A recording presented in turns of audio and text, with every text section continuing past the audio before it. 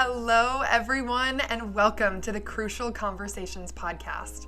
My goal on this platform is to empower others towards self fulfillment. These are the conversations that you need to have to unlock your maximum potential. Whether you are feeling confused about your path in life, falling in love, starting a business, healing your inner child, moving to a foreign country, embarking on your spiritual journey, or building generational wealth, let's talk. The range of emotions and experiences that allow us to fully live our lives on earth are beautiful and yet can be difficult to navigate. My goal is to create a safe space to talk about life, the good and the bad, in an effort to share wisdom, advice, and insight. I want to connect with you. I want to encourage you and empower you to live the life of your dreams, while reminding you that that does not always mean that you need to change your circumstances. Together, we will help each other level up and have the crucial conversations necessary to do so. Okay, welcome everyone to another episode of the Crucial Conversations podcast. Today, I am super excited to welcome an old friend, Kate, to the show. Kate has genuinely impressed me so much with her existence, and I'm very excited for today's episode. She's got a lot of really cool information and wisdom to share. She's about to embark on a very cool journey that we're going to talk about today, and we are going to discuss her mission as a human being and how her past experiences and her journey has led her to where she is today. So personally, my background with Kate, I met her for the first time on a sailing trip. We sailed together for my first time ever on a sailboat for over 200 nautical miles, and we got to know each other really well, really quick. And it was a really life-changing experience, and I was really glad that she was able to accompany me on that sail. From the moment I met her, she was a true light, and I knew it from the second that she introduced herself. She was a kind of person that you genuinely feel safe and welcomed in her presence. And I feel like you probably radiate that energy to just about everybody you meet. So I know you are killing it in all the things that you're doing, but I love the heart that you bring everywhere that you go. And a little bit of information that Kate shared with me prior to this episode, I'm going to read her bio. So Kate is a creative spirit, and she has a knack for storytelling, conservation, mindfulness, and art. She has worked in conservation and ecological restoration for the past few years, utilizing GIS and other mapping technologies to help safeguard biodiversity and enhance data accessibility. Her creative work, which I will be adding all of her links in the episode description so you guys can check it out, but her creative work fulfills her mission to spark joy, encourage deep thinking, and offer radical ways to, as she states, see and unsee the space around and within us, which I think is very beautiful. She's currently gearing up to head a Buddhist monastery of the Plum Village tradition in southern France for a year.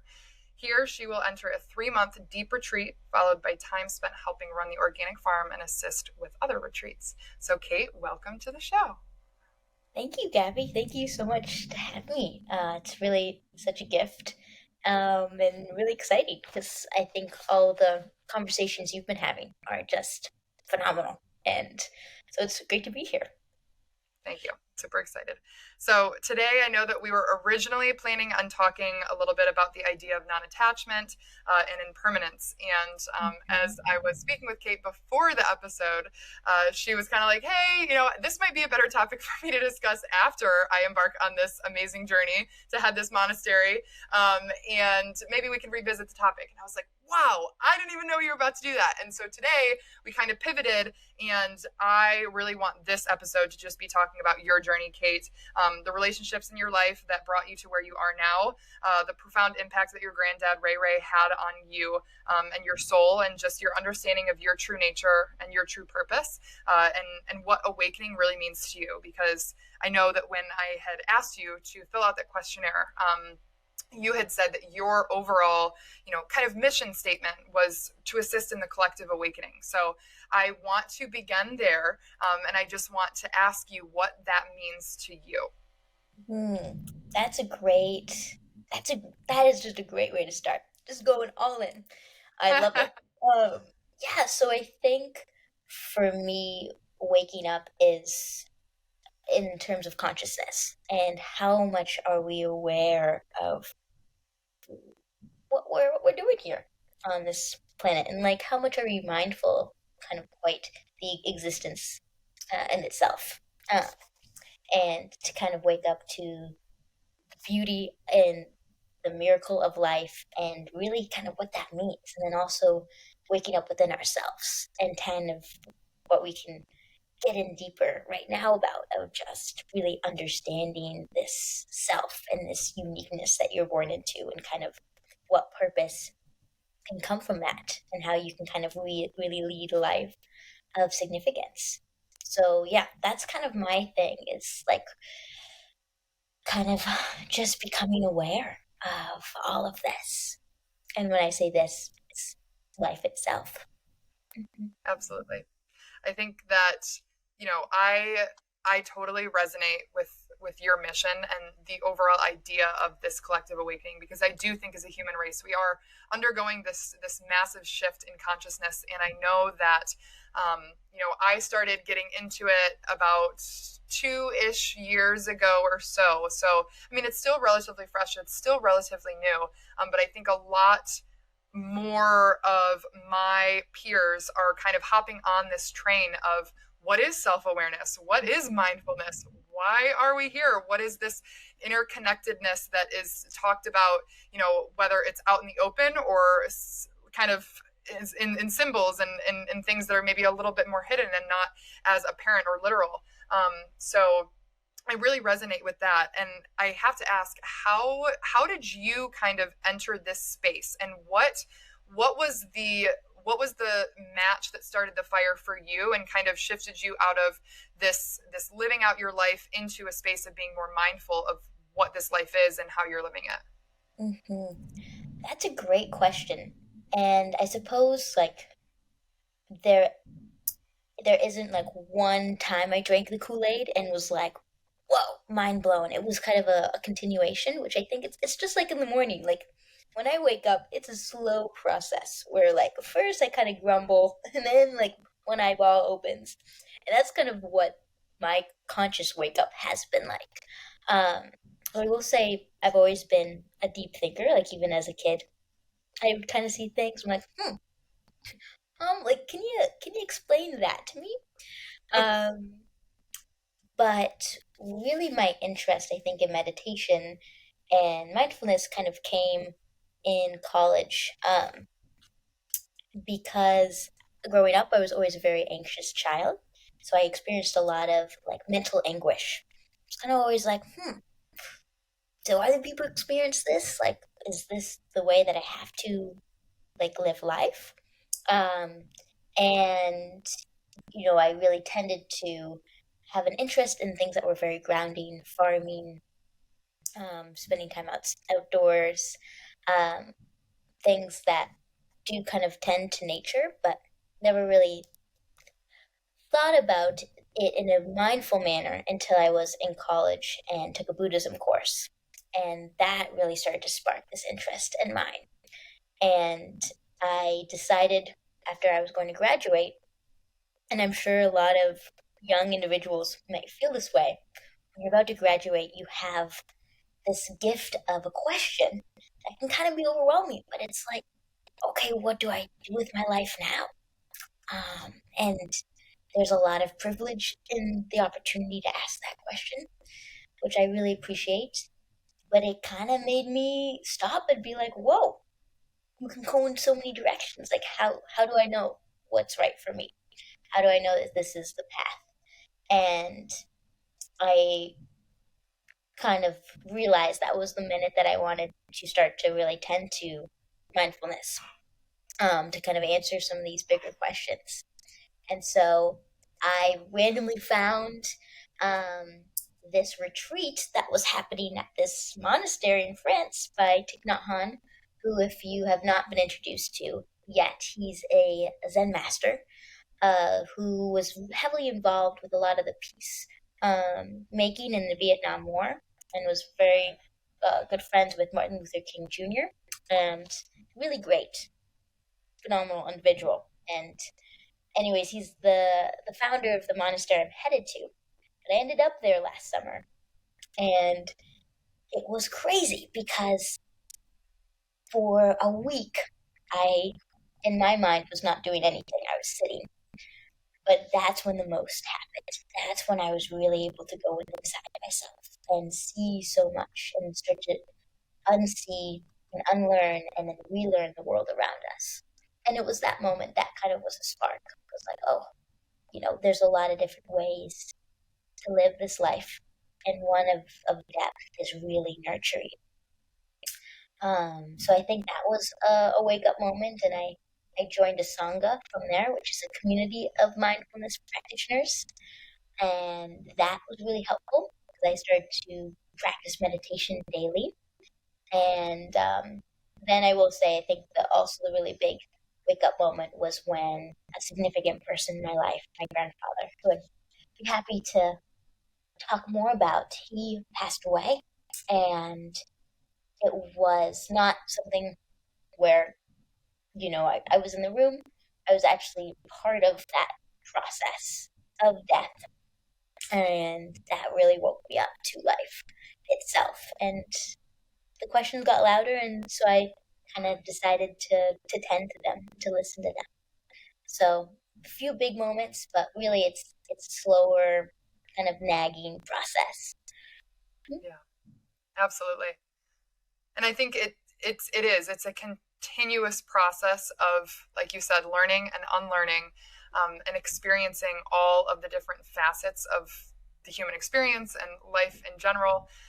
And I think it's really important, like you said, to just make sure that you're making the conscious decision to look inward for some of those answers, because the more that we chase after those external answers, the more inner turmoil that we experience and suffering and all of that not so fun stuff. But I know that when you published your website, I'm not sure what the impetus was, but I know that a really gravitational pull that I felt toward your website was your blog. It was your story, really describing your relationship with your granddad and that whole entire experience. So I want to talk a little bit about that next. So I will link all of it in the episode description. Kate has her own website. She features some of her creative work as well as her conservational work, which is really, really, really interesting. But her blog post, and I believe it's titled The Space in Between. Is that right? Exactly. Okay. You've got it. Amazing. Yeah, I read it the other day for the first time, and I genuinely, like, it brought me to tears. You are so eloquent, Kate. You have such a talent for capturing a story. I mean, and you said it yourself, you have a knack for storytelling, and yes, you do. Like, I mean, it was so emotionally saturated, and I felt like it opened a portal of my soul, because you do have a way. I think your nature and your presence is very, very welcoming, and it's very soothing, but it's so impressive how you were able to carry out that same type of energy with words. There is an energy that you can feel when you're in the room with a person, and I felt that from the second that I met you. Like, I genuinely feel blessed that you were there on that trip, truly. And I haven't even told you how important, like, you being there was for me. But the way that you capture that in your words, I think, is really beautiful. So essentially what the story is, and I'll let you describe it in your own words, is Kate's experience and her relationship with her grandfather, and then, helping assist in his passing. But what was the impetus for you wanting to document and share that story? hmm That's a really great question, Gabby. Because I will say that before that, I had never written. Um, and I was just kind of like, why would I tell my life story? What's interesting here? It's just like, I mean, it's a great one with my relationship with my grandfather because he had Alzheimer's, and during COVID, he we became roommates and we both took care of each other in different ways. But why? Yeah, what's interesting there? And for me, it kind of came at this moment where I think a lot of media these days, and when you step back and you think about the time that we're born into, like, this is a wild time to be alive. Like, we got so much going on. Um, Kind of a lot of intense things, a lot of beautiful things. We also have this media that's been created where we can be in contact with someone who is states away, countries away, in in real time. And this is just powerful. Like you can touch a lot of people with media these days. And I think what I've noticed is that they don't always share the harder stuff. It's easier to find a lot of, um, yeah, like, curated life things. But I think it's important to kind of show up authentically. Like, that's kind of what we need as, common humans. Is just like, hey, this is what we're all going through, what we're feeling, what we're processing. And that process is what is beautiful to show. And I also think I notice is like, you know, my life um, is what I've experienced and what I can bring to the table. And so I can't tend to the suffering or the joy of someone else, but I can work to understand myself. And we can talk more about like the concept of non-self in Buddhism. But really, when you understand what's going on with you and the life that you were born into and have created, like kind of understand the things that are greater than that. And so my reasoning of bringing to tables that story is I'm trying to understand myself. And maybe in my story, you see yourself too. And there's that commonality there. And so when I hear that it really resonated with you, that just makes me so excited because that was kind of the goal is just to be like, here's my whole self. The parts I'm trying to figure out, the parts that are more challenging, more beautiful, undiscovered. This is like my raw, beautiful, messy life. And here's what I'm learning from it. And if this isn't kind of what life is about, is the learning of it, then I don't know what is. And so that was kind of my reasoning was just kind of just put something really authentic and present out there. And it's how I'm making sense of everything. That's very, very cool. And I know that you talked a lot in your blog posts, and you as an individual, you've always been curious. You've always had this desire to understand. And I think it's so interesting that once you start to understand yourself, you said it yourself, it's you then understand others, and then you understand the universe because it's all connected, right? I think that idea of me being able to resonate with your story, others being able to resonate with your story, and this idea of awakening, I think a big component of that is recognizing yourself and others in you, and really kind of eliminating this idea of the separateness that has been so ingrained in our minds, and looking at people and experiences and just this life as more collective in nature. And I think that that has been a really, really big portion of my journey in this awakening and this massive shift, in love and compassion and everything of that sort, is just really, really trying to look at others and hope that others look at me as reflections of one another in a way. And so I think that that is really, really cool. And because you had this desire to understand yourself and others, I think that it's all encompassing. The more that you ask the questions to yourself, the more that you rope other people and other experiences into that equation, the more that things start to align and things start to make sense. And yeah, you said it yourself. Like, if I don't know I don't know if that's the true purpose of life. I believe it is, but if it's not, then I really have no idea what is. So I think that's very, very, very cool.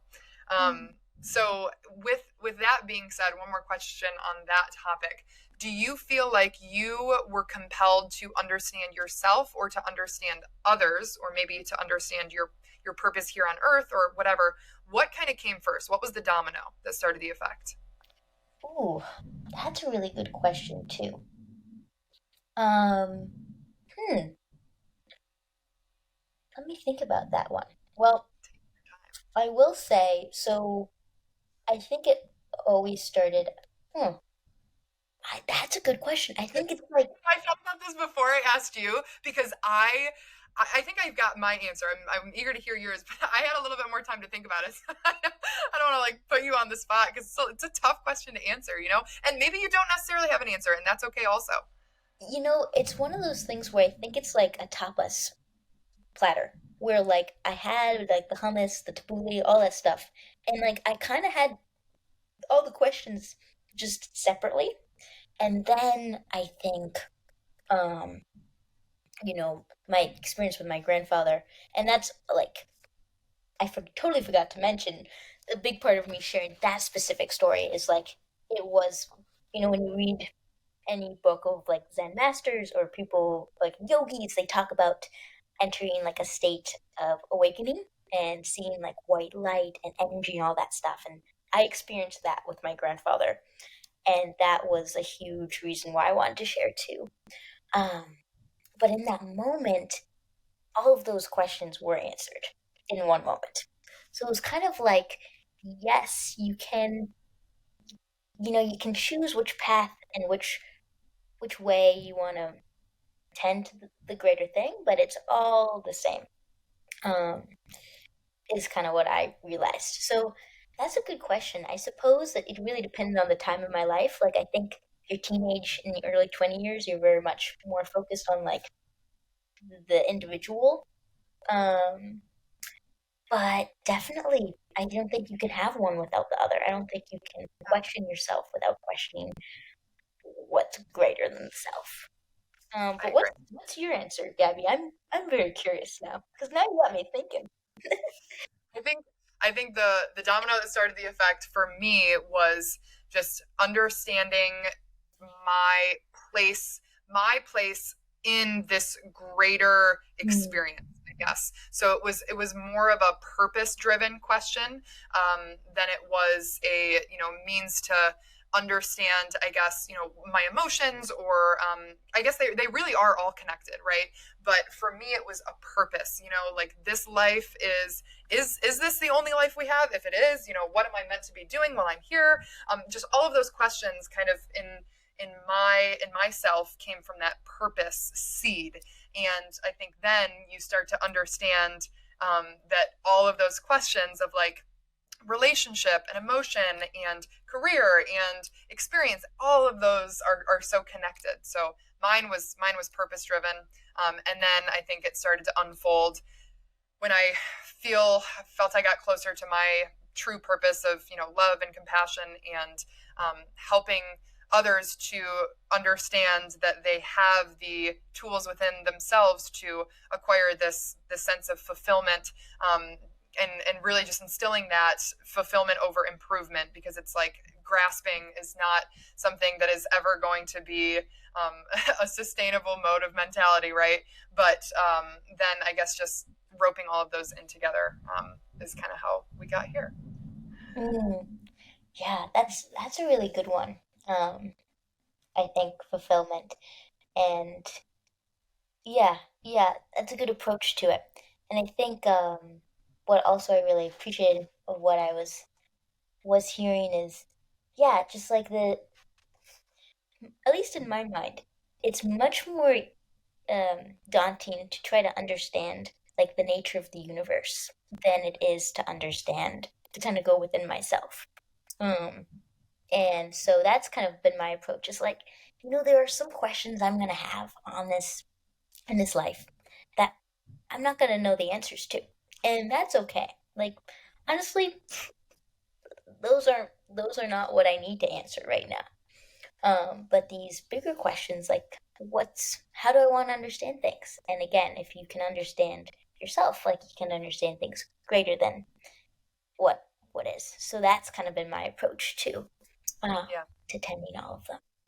Yeah, and it's just I recognition think that like you can't answer all of them. yes, and I know you're so right. Looking at the universe and trying to understand all of these cosmological components and everything like that, it's daunting but so interesting when you Wow. start to dive deep within, Mhm. because you recognize that you really are the universe experiencing itself. You Yeah. know what I mean? How beautiful is that? Like I wake up I and I'm like, wow, I am the cosmos conscious of itself. Like that is pretty epic. And I'm in this form where like we can smile and hug people I and know. dance and climb like tall things that are pointy. Like this is wild. It really is. Yeah. It's like the more you get into it, I feel like it creates this fervor and like this passion for life, because you recognize that it's like it's all just so cool. But sometimes you go through phases, and life ebbs and flows, and it's cyclical and everything like that. It's not always like, oh, this is awesome, you know. Um, but some of the quotes as I was reading through your blog, I would love to kind of break down a little bit. And I want to kind of rope in this idea of the present moment as well, because I know that that is something that is very, it's a constituent of the Buddhist tradition, right? And I think that, in meditation and mindfulness, that is really the goal, is to anchor yourself to the present moment. And I know that in your blog, you speak a little bit about some experiences that I feel like are so vibrant because they're anchoring you to the present moment. So when you said that when you venture into the unknown, that you feel most alive, most vulnerable, most strong, and most vibrant, I really resonated with that as well, because I think that pushing yourself out of your comfort zone and kind of being on that edge is what anchors you to the present moment in a way that it's like you are right here, right now, and you have no other option but to focus on exactly where your feet are. And so, cultivating that space for yourself to be so present and experience things fully is what leads to that, like, the vibrancy of life, because it's so Mhm. saturated in that moment.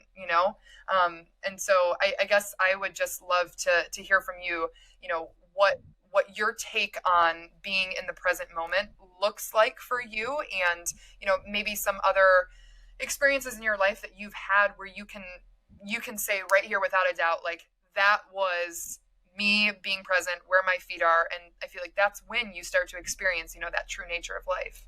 Mm, absolutely. Yeah, being present is a great one. And I think it's like, uh, always an ongoing practice. And especially in our world where we have so many distractions, it can be really challenging sometimes. But I think present, in my sense, is just like truly being where you are, like grounded, like recognizing where your feet are, what you're doing in that moment. So it doesn't really matter what you're doing. You could be on the computer, you could be gardening, you could be cooking, but just being mindful of like, okay, this is the task that is at hand. This is what I'm doing. This is how I'm experiencing it. The senses of that experience, the feeling tones, kind of just having an awareness to it. Um, and it's funny because it kind of the present, it has these like we have in our minds this future and then this past, and they're always kind of taking us astray from the present moment. The past is, I've noticed in my mind, it is such a ruminator. And I've actually named, like, when the voice that starts to ruminate, I've named it Rumi. Well, oh, Rumi, you're going off again. Like, and it will kind of just talk about, like, things that might have happened or happened in the past. And I see it, as a protection and different things, but it's taking me from where I am. And then you have this one, and especially if you have a creative mind, um, I have one where I come up with crazy future scenarios of life things that might happen. And it could be in 20 minutes, it could be in 20 years. Like, my mind goes crazy. And it's kind of funny. And it's fun because, like, it's a way that we can plan things and create the lives that we wish to live. Um, but it's kind of like a tool. You have to use it as a tool and not have it use you. Um, so for me, presence is like truly being where you are. Um, and I've experienced that like when I'm doing anything with just a lot of intention. So I have gone to a few deep meditation retreats right now, uh, or in the past, and that's really helped because all you will be doing for 5 days straight is like 8 hours of meditation. Let me tell you, that's when you really can see your mind Oh yeah. at work. And my mind is not really present. And so it's practicing presence. And that's everything is. It's like, all right, I'm going to eat this bowl of oatmeal and I'm going to be really present about it. Like, do I actually like the taste of oatmeal? What does that taste like? What's the sensations of it? Um, and so I think that's what presence is kind of just being fully where you are in that experience at that moment. Yeah. And it's a practice, and it's one that, yeah, that's why I'm like, we're quite excited to really try to get in.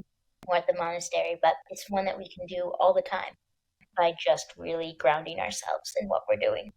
And it's kind of cool because by tending to the present, which is all that we really have, right? Past doesn't exist, future doesn't exist. We are tending to both of those because we're writing our past and we are like truly creating our future in every present moment that happens. So Absolutely. it's something that boggles my mind. It's a practice that I try to cultivate um, regularly, and yeah, it's a really important one, most certainly. Yeah. I think what you said about using your mind as a tool, not letting it use you, because I fall into that duality so often of, okay, I am the creator of my own reality. Like perception is key. Okay. If I want something to happen, like, you've got to use your tools in your brain and be mindful about, your intentions and everything of that sort, because at the end of the day, we are creators. And I love that narrative. But then sometimes I'll fall into the, okay, go with the flow, like let things happen, and there is a balance that has to be Mm-hmm. found. And I think that for me, that is my number one priority, to allow myself the space to figure out, because that is definitely something that I think, again, over time, it's continuous. It's a process of evolving and learning and unlearning and everything of that sort. But using your mind as a tool, not to your own demise, though, of falling into that, consistently projecting into the future, and always jumping to this need to create and provide for a future version of yourself, and forgetting to tend to the one that is present in this moment. And I think too that with all the different ways that you can achieve that level of mindfulness that anchors you to the present moment. I think it's so funny that you just talked about eating oatmeal, because that's something that I have been trying to practice more regularly, is just mindful eating, of when you're eating, taste the food, smell the aroma, be there, process the chew, like what does it feel like in your mouth, the textures, the taste, because we can get so, like, I feel like, especially in Western culture, like we're always in a rush, always in the next thing. Like, let's go. Mm-hmm. Okay, let me eat really fast and let me go. And I remember, growing up, I would eat in the car on the way home from school because I had to go right to swim practice, but then I forgot something, so I had to go grab this, and then I had to eat on my way there, and I had to run here, and I had to go there, and it was always just okay. It was a part of the rush. And so eating is such an interesting one that you bring up, because that's something for me. Sometimes I'll be like, okay, I have to grab this and I have to go, and I'll take a banana on the way. That's fine. But really, just if I have the time to be there and eat my meal, be present in that and be mindful about what you're doing. And eating is just one of the many, many examples, whether it's movement, whether it's a conversation, meditation. There are so many different streams that you can take to meditate and cultivate that awareness and that presence. Whether it's moving meditation, I really gravitate towards yoga. That's my thing, because if I'm moving my body, it takes me a little bit away from following and attaching to my thoughts and my mind. And so when I'm in my body, I'm more in my mind and I'm in my soul and everything. So I love movement. But I think too, it's in a conversation. It's being in stillness. It's being in nature. There are so many different ways, but I think that finding the one that you feel like you maybe gravitate towards, because it might look a little bit different for everyone. So I think that's really, really cool. Absolutely. And and that's the cool practice. Like, life is meditation. So, like, and I think too why I fell into this interest is because I grew up not being very mindful and being very much in thoughts and very much like in the if I'm not doing something, I'm not being productive. And that's not good kind of Yep. mentality.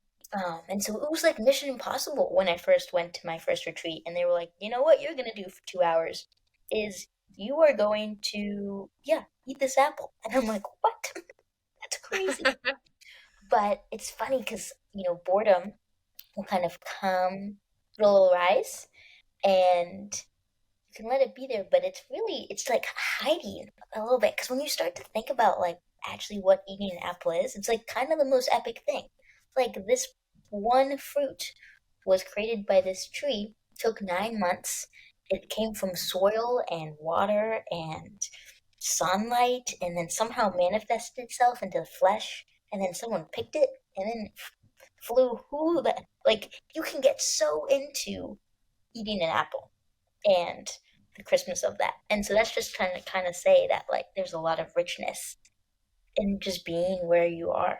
Um, and yeah, I absolutely agree that there's a lot of different forms and ways to do it. And it's important, just like it's important to have like a variety of tools, it's important to have a variety of ways to kind of connect yourself, and to know what you feel the most grounded by. And so I do love to move my body also. And um, I think, you mentioned yoga being a really great one for you. And that is a really cool movement because it's so connected to breath. And I think breath work is something that I'm just starting to get into, but it's really critical because it's totally like our life force. And um, it's with us all the time, which is really neat. And I actually read this really neat book. It's called The Wakeful Body, and I'd highly recommend it to anyone who's starting to get into kind of mind body awareness because it takes us out of separating the mind and body. And it's really just like, this is just one thing. And that's a really beautiful way to see us ourselves, and also offers a lot of really interesting practices to kind of cultivate that awareness. Yes. Very, very cool. So okay, now I want to talk a little bit about your granddad, about Ray Ray. And so if you want to kind of take the direction of that conversation, I would love for you to just be able to provide some background, as much or as little as you would like to go into it. I just want to kind of give you the floor because I do want to touch on a couple of the other components to your blog that were really centered around Ray Ray. So I'll let you kind of introduce him. Yeah, absolutely. Man, I wish that man was here to introduce himself because all you need to do is see that man and you would know the type of character he was. But so Ray Ray is it's actually short for Raymond, which was his real name. But that was my grandfather who was on my mom's side, and he recently passed away from Alzheimer's, but at 94. But was a huge, significant person in my life. So, how do I even describe him? He was just a force to be reckoned with. He was a really petite man who would love to do anything and everything, and was highly creative. Loved to play music, like saxophone and garden, and um, yeah, just was a force to be reckoned with. And our relationship, I think, I always loved him dearly as a child, and he would cultivate a lot of joy. That was kind of his mission. Um, but it really deepened when actually he developed Alzheimer's, and that was about 10 years ago. And so I was in high school, and I remember thinking to myself, like, this is a loss. Like, I am losing my grandfather. And in that moment, I kind of had two options. Like, I could just let go and mourn and grieve, or I could do that and hold space for like the rebirth of something. And that kind of turned into this new person in my life who I call Ray Ray, who was not this really powerhouse of a grandfather, but this like crazy naked man who all he wanted to do was ride around Maine and eat ice cream and sing Frank Sinatra and was hilarious. And I was like, this seems like a great best friend. And I loved hanging out with Ray Ray. Because you know what? A lot of elderly, they're pretty great where they're like, you know what? I only got so much of life. Like, I'm going to live this thing how I want to live it. There's a lot we can learn from elderly, but that's like a whole other conversation. Anyways, Ray and I, we were besties, and it got even more beautiful and more intense when COVID hit. Because I was studying in Vermont, which is quite close to where my grandfather was in Maine. And I remember driving because I usually stashed my things in his home there, and noting he had a caretaker at the time. How like we really didn't know the state of the world, and so I was going to go back to Florida with my nuclear family, but realized like, this is like, if who's gonna take care of Ray Ray? So my mom and I ended up moving in and becoming his primary caretakers. Um, and so that's who Ray Ray is.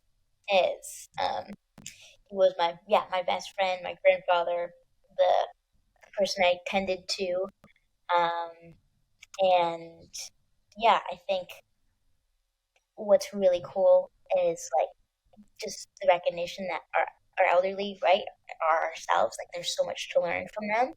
And so even in this state that he was, where he wasn't fully present, in a lot of ways he was more present than he ever was. And that was kind of a beautiful thing to unearth a little bit.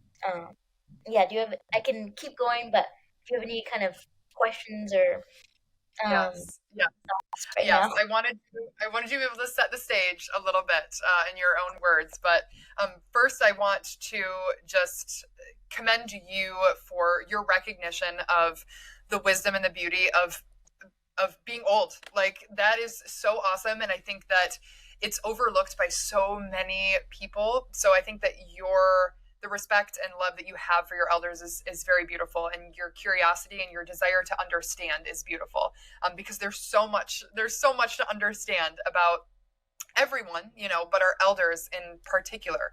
They've been through so much and they've seen so much and they've experienced so much that to me, I'm like, I think it's so interesting to just be able to break that down.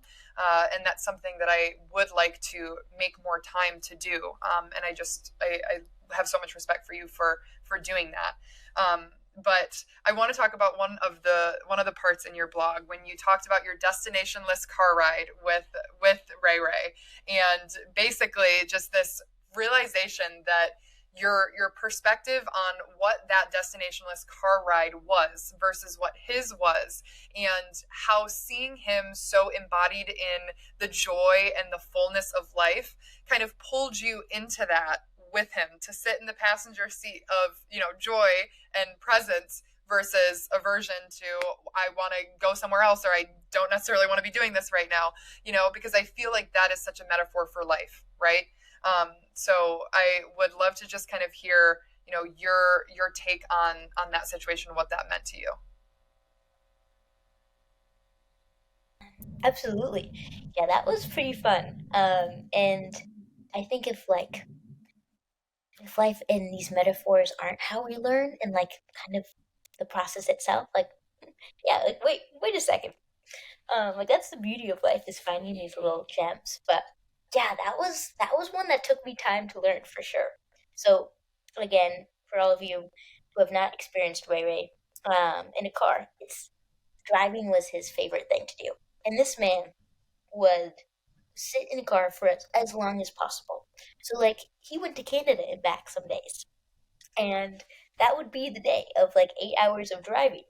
And so for me, who is definitely still and especially was someone at that time who very was goal oriented and destination focused. And if I didn't do something or go somewhere or have like an endpoint in mind, like what was I doing? Like just wasting, quote unquote, wasting time driving around rural Maine. And so it got to a point in my blog, I kind of mentioned it, where there was this one day where I was feeling grumpy, and I turned to him, and I saw him, and he's licking the ice cream that I got him, singing Frank Sinatra, and I was like, wait a second, he's gonna be in this car for 4 hours, and I'm gonna be in this car for 4 hours. But his journey is gonna be so much more enjoyable than mine. Like I'm just being a curmudgeon over here, and he's like looking at all the different trees, enjoying ice cream, singing. And that was huge for me because I was able to take that small experience and size it up and say, it is important to have North Stars in life. But like that isn't actually what life is. Life is that car ride, is that space where you're kind of going through different places and you don't know what you're gonna find, and you might get to the place that your goal is, but you also might not. And so why not just be present? Right? It goes back to the presence conversation and really just enjoy the ride. And that was a huge lesson for me because, uh, I think it's important to still hold goals, but it allowed me to kind of sit back a little bit in life and let life live through me Mm, and kind of just appreciate all of the parts of the ride. Sometimes they're bumpier, sometimes they're just gorgeous through foliage. Um, and so that was one of the biggest lessons that Ray Ray taught me. Um, and yeah, it was pretty great. And I try to remind myself that in and out of cars. sure, yes, in and out of cars, right? Because it's not a car is an interesting place because you're really not going anywhere. Like Yeah, unless you are, driving like you said to a destination, you've got it in mind, but you're not leaving that space.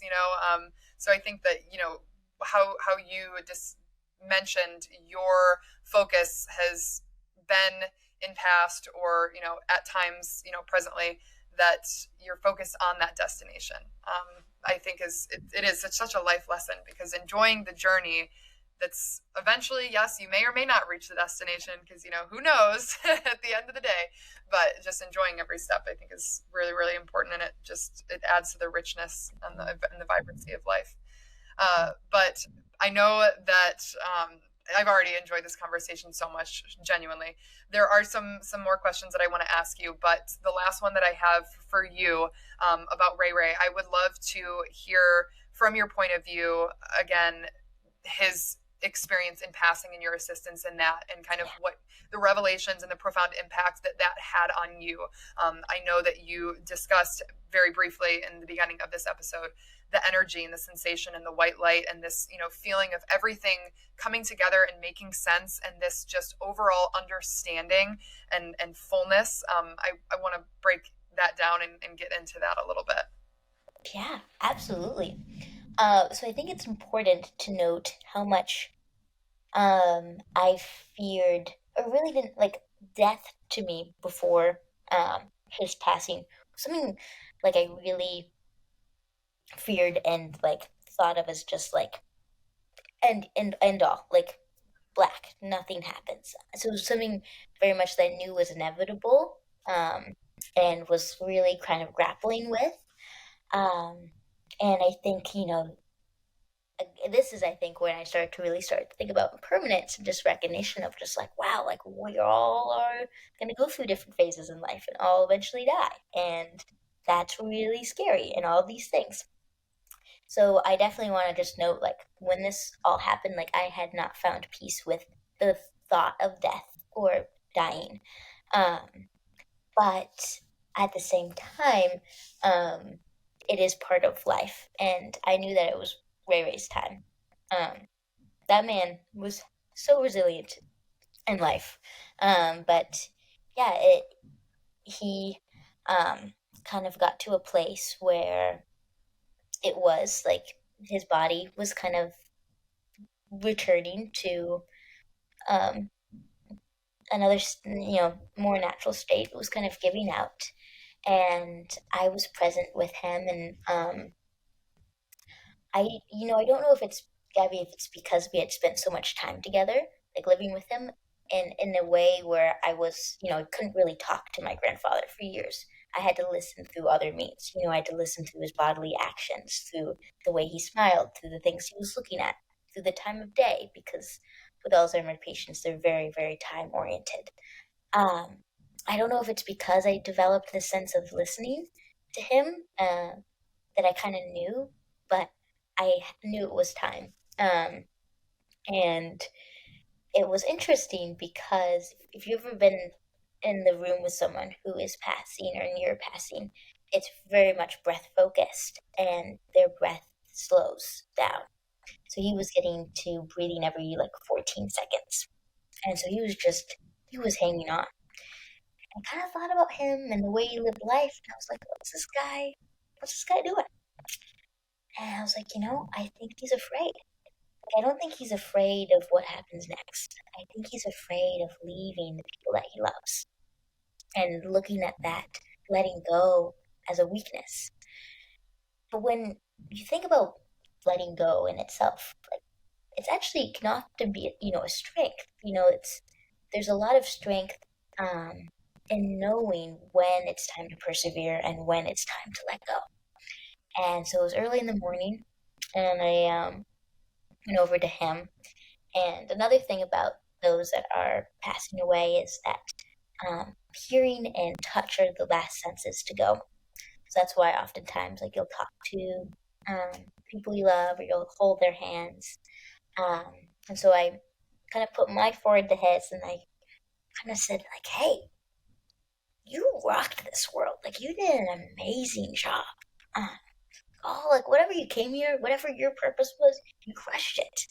And even exactly what I told you, like, you need to know that when you let go now, like, that is, you're teaching us still. You're teaching me, just like you taught me about the ride, of just like the importance of kind of letting go when it's time, and honoring that. And I also tried to put myself in his shoes a little bit and was like, I don't know what's happening, but I'm sure it takes a lot of energy to do whatever you're doing. And so I'm gonna kind of give you, some energy, and what you choose to do with it is up to him. If he wanted to hang out on Earth, that's totally cool. And so I'd never done something like this before, but what I through my meditations, and there's a type of meditation called metta, where you cultivate love and compassion. And through that, I kind of tried to envision love and like light coming through my body into his. And so all the moments I loved, all the things that we shared together, I thought about. And I just could feel through my body, and I'd never experienced this before. Just like, it was like electrical currents, like going through. And it was like I was running a marathon. Like, I was like sweating. It was crazy. And I took these really two big breaths, one for me and one for him. And when I let go of my second breath, I felt him let go as well. And in that moment, it wasn't darkness, but it was light. And it was this recognition that, like, you know, in the eyes of an ego, death is death. But, like, in the eyes of the soul, like, death is like taking off this pair of shoes and kind of returning. And that's exactly kind of what I saw and felt. And I felt him and me as just these really big, energetic lights. Um, and I kind of saw how, like, this world is just, a manifestation of energy and form. And it's beautiful. And we can kind of learn these deeper insights and tend these questions that are formlessness, that are formless. But that's kind of what we're here. And that was a really huge moment for me. And now I think my fear isn't about death, but it's about not living fully. And that's been a really interesting one to grapple with. But yeah, that was it. It was just light. And I kind of saw how we're just here to really love and spread that. And it was, yeah, really, really powerful, really life changing. And it was one of those things where with death comes life and rebirth. And uh, yeah, I thought the greatest gift was loving him. And then that moment happened, and I was like, wow, this man helped me into existence twice. How cool is that? That is so beautiful, and it's so powerful. I I've read about it, and I've experienced a similar sensation, but in a very, very different context. But I think that just that feeling of that the light and the energy flowing through your body, and just this overwhelming understanding and awareness that everything is going to be okay. It's the absence of all fear and doubt and uh, anxiety, and it's all just light, and it's love, and it's so beautiful, and it's so powerful. And I think that because of your relationship with Ray, I think that that was so profound in ways that you did a great job of putting into words, but have probably some difficulty finding the right ones to explain the true impact that the experience really had on you. So I thank you for sharing that. Genuinely, I love the way Oh, that you explain it. yeah, of course. It's It's important because it's it's like, so cool. yeah, it shows like there was just this total oneness. And I talked to a monk after because I was like, his name is Fred. There's this wonderful Dharma teacher named Fred um, in Florida, and I was like, Fred, what happened? And he was like, Kate, that's the nature of a pure mind. Like you kind of in that moment, and it was fleeting. Like I'm back to my human self Yep. with the ego things and all that stuff. Yep. But Yeah. in that fleeting moment, that was what the nature of like a pure mind was, and it was beautiful. And you felt just inherently, it was cool because you in that moment you hold space for connection with all and oneness, right? But Yes. there's also this uniqueness in each of us. And Absolutely. you can see that very, very clearly when you're in that clear state. Yes. And it's so in that state when everything else dissipates and you you have no no, I guess, thoughts about what is not. It's just there, and it's like I really, it's so difficult to put into words. But yes, unfortunately it is fleeting, but also not unfortunately, because eventually we will return to that true nature. And right now, seeing little glimpses of that, and figuring out ways to unveil that in others and create grounds for that cultivation of that energy and that true nature in other places for ourselves and our peers on earth, I think is the purpose, is the mission, is the awakening. And I think that that's really, really cool. So with all of that being said and all the experiences that you've had leading up to this, I want to kind of conclude with how you made this decision to embark on this journey and leave, as you had referenced, your career path that you had blazed for yourself for quite some time. And it's, of course, there's this idea that we have to follow this strict path, and it's like if you miss a step, you're screwed, but you're not. And so, of course, you're still going to be doing some farming and things that are related to your passion for conservation. But how you made this decision, because making this time commitment, as much as time isn't real, like we talk about, but but making this commitment, how did you get to that point, and how did you overcome those challenges in making the decision? Yeah, that's a great question, and I appreciate you, yeah, opening up the space for that one. Because it definitely did take time. Um, well, I'd say, just like we all have different curiosities, this has been like things I'd love to do in my life, like live in a monastery. I was like, that would be really interesting. Um, and I think was kind of debating it, thinking about where I am in life. Um, but was, had a really good job in conservation and was kind of on a path. But really, Gabby, it was, if we go back to like the body, my body was just really loud. And um, I could kind of feel that something wasn't quite there. And when my grandfather passed away, it opened up this part of myself again that like had all these questions. And there was a part of me that, you know, was like, nope, just you can live and answer them alongside, which is totally true. But then there was another part of me that was like, Kate, what if you give yourself permission to like really go and tend to these questions? Um, and it's just like if you go to like soccer camp, like your skills are going to get super expedited if you go and focus fully in a space. And so, yeah, I applied to the program and let it sit for a little bit.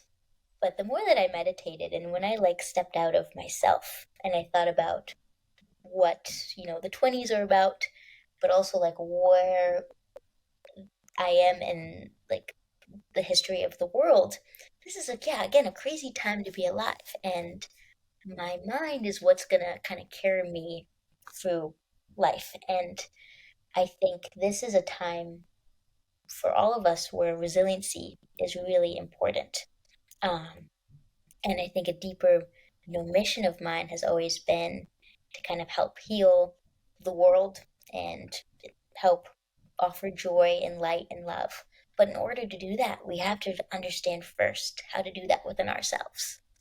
And so it kind of was like when I sat with it, it was like a no-brainer. Like, if I want to go tend to these really bigger things, and really be an advocate for peace and resiliency, I need to know how to cultivate all that within myself. And so that's kind of what made me really say, like, I feel very lucky, that I have that opportunity. And, it would be, yeah, um, it's something that I think is not just for me, but for a lot of other people too. And yeah, that's kind of what really drove me, was starting to really listen to myself and what I was starting to feel inside myself, and then also think, what's my bigger mission here? And sitting with my mind and learning the nature of my mind for 3 months to a year will definitely, set me up for no matter what I do, because it's not about the doing, it's really about the being. It'll set me up to kind of be, um, kind of a leader in the way that I'd love to help lead others. So that's kind of, yeah, that was kind of my thoughts there. That is so awesome. I am so excited for you, Kate. Like, you're such a beautiful person, and I cannot wait for you to embark on this journey for yourself and for the future impact that you're going to have on every person that you cross paths with. Genuinely, you are a light, and I appreciate you so much for sharing all of your experiences and your story today. So I know that I personally will be following your journey. I'm super excited to see your updates and all of that fun stuff, and hopefully we'll be able to catch up after your time spent at the monastery. But I want to give you a little time to plug yourself. How can other people follow your journey and connect with you outside of today's episode? Yeah, absolutely. So, if you're interested in following what a monastic life would be like, especially as, like, yeah, how do I just, my mind is all over. Like, if you think there's no way I could live in a monastery, that's probably my mind. Like, so if you're like, what would it be like? Totally come check out my blog. My goal is like, at the monastery, there's lazy Sundays. So, hopefully, to write weekly or bi weekly of what kind of this life um, looks like, but also the insights or the little practices that I've started to do that kind of start to change things. So you can find, I think Gabby is going to hook you up with the link, which is great. You can find the link to my blog there. You can also follow me on Instagram. I hope to play with a lot of fun things there. And yeah, with the intention of kind of sharing little meditative practices that we can all do to kind of cultivate spaciousness and openness. And yeah, it's really what we do in this space in between, this, when we offer ourselves breathing room, that the magic really happens. So that's the name of the blog, and you can follow it there. And yeah, from there, if anything else pops up, you'll definitely be able to find it. So yeah. Yay! I'm so excited, and this was such a wonderful conversation. I feel so blessed that we were able to find the time to sit down and hash into some of these things. So thank you again for taking the time. And yes, I will include all of your details in the description so that everyone else can hunt you down and follow your journey. I'm super, super excited for you, and I genuinely wish you the best of luck. I think that you are going to be exactly where you are meant to be, and with the people that you are meant to be with, and experiencing the things that you're meant to experience and learn and unlearn and all of that fun stuff. So I wish you the absolute best, and I am so excited for you, Kate. Well, thank you, Gabby. And from me and definitely all the followers here, thank you for creating space for these crucial conversations to happen and for organizing and leading all the stuff and inviting me on. I feel very, very honored. And I know we did such a fun little touch of so many different things. And so I'm excited in a few months to dive in deeper. And yeah, I just really appreciate you too offering up so many beautiful insights and yeah, inspiring people to kind of lead really joyful, thoughtful um, lives. And yeah, I'm very excited for you too. So I just want to thank you as well. Amen, sister. All right. Have a wonderful, wonderful weekend, and hopefully I will talk to you soon. If I don't wish you off before your journey, good luck, and I truly do wish you the best, Kate. Oh, thank you. I appreciate it. And yeah, come visit anytime. Come hang out with me and the monks and the nuns. Yes. I honestly would love to. You might just catch me there on a Oh random my day gosh. in the city and be like, hey, Kate, just so you know, I took you up on that. Yeah, yeah. Actually, I should really plug this. It's Plum Village. And they have a whole. If you're interested, um, wow, whoa. Okay, well, definitely, I'll definitely send you things because I'm like, wait, what about people who are interested in this stuff? Where do they start? Yes. Yes. The great thing I would say is to you can definitely start your own practice, which is great. Just like 5 minutes a day of Hmm. meditating can do huge wonders. And there's an app called Plum Village, which is great. Also, Tara Brock and Kristen Neff have things online. And then I would say what really changes the game is community. That's what's crucial. That's why like soccer camp is epic because you go and everyone's doing the thing you're doing. So finding a community of mindful practitioners, and you can do that through the Wake Up Humanity website. So if it's like Wake Up, and you can find a local sangha there. And I would just invite everyone, if you're interested, just to try it out. Try going to a sangha near you. There's a bunch of online resources and sanghas as well. But that really starts to change the game because then you start to meet people and they'll kind of find you on your path. That is awesome. Please send me all the websites and all the links that you would like me to include, and I'll make sure that they're all in the description so that anybody who is interested can follow those sites as well. Perfect. Thank you. You Of rock. course. You rock. Thank you so much, Kate. I'll talk to you soon, okay? Yeah, sounds great. Thank you all so much for tuning in to this week's episode of Crucial Conversations. I hope that you were inspired by this talk and reminded that you are capable of anything you have the capacity to imagine. Share this episode with someone that you want to help unlock their maximum potential. Because sometimes, in order to find the answers, you have to know how to ask the questions. And that is what we do on this podcast. I love you all, and I will see you next time on Crucial Conversations.